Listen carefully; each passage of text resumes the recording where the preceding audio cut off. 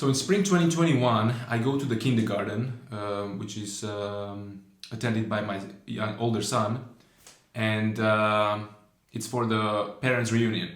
As I listen to the teachers, I pull up my mobile phone and start reading my emails. And this is when I almost got a heart attack. I'm Robert Miskov, CEO of Pedal Consulting. We are top performing SME when it comes to number of successfully secured and implemented projects under Horizon 2020 and Horizon Europe programs in Central Europe. So there was an email from a donor, which is sponsoring one of our projects that our company at that time, Pedal Consulting, is coordinating. And this is what the letter states. It is the beginning, and then we decided to terminate, which is written in bold letters, the above-mentioned grant agreement on the basis of the following grounds. There was a change to the legal, financial, technical, organizational, or ownership situation of, this is the name of the partner that I will not state for the obvious reasons, but who's interested, there is a way to find out, which is likely to substantially affect or delay the action implementation or calls into question the award decision. So obviously, when I finished reading the letter, I completely lost the picture of what's going on during the parents' reunion. When I got back home, I was not able to answer questions that my wife was rightfully asking me, but that's not the story I want to say. Going back to the letter, the donor decided to terminate the project because one of our consortium partners underwent organizational or structural changes, which also affected the implementation or part of the implementation of our project.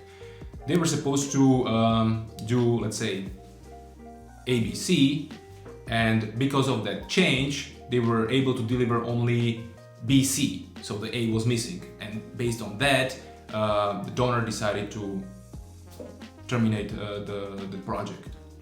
Of course, we went to the donor and tried to propose a solid set of arguments which would allow us to continue carrying the action.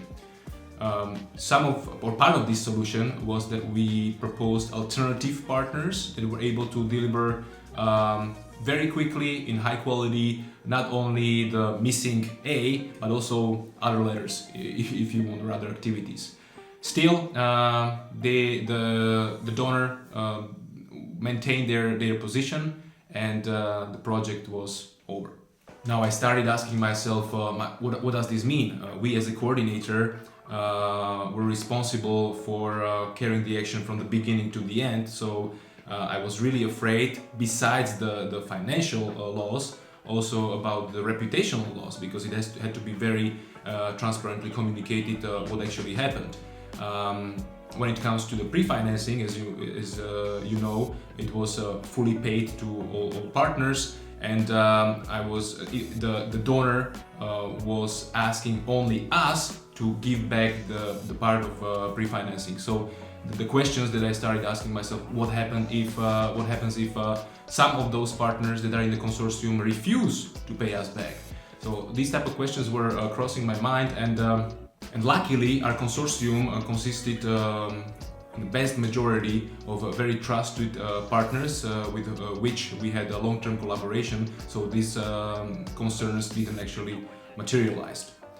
We still had to do the premature final reporting, return back the money, and most importantly, communicate towards the donor, towards the partners, towards the outside world in a transparent way what happened, making sure that this doesn't put us in some way on the blacklist in the donors on the donor side.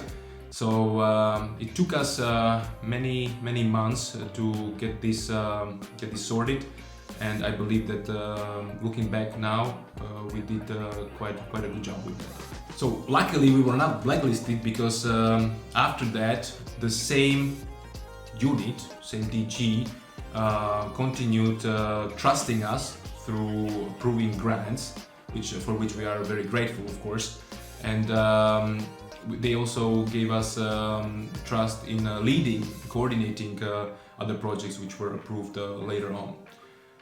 The lesson learned for me personally is that definitely when we are in the proposal writing phase, and arguably the most important part of the proposal writing phase is setting up the consortium, we have to carefully cherry pick each and every partner and very carefully consider not the red flags, but even like yellow flags. And definitely now we have another rather painful and expensive lesson that we took from this adventure, and hopefully it will make us more resilient going forward.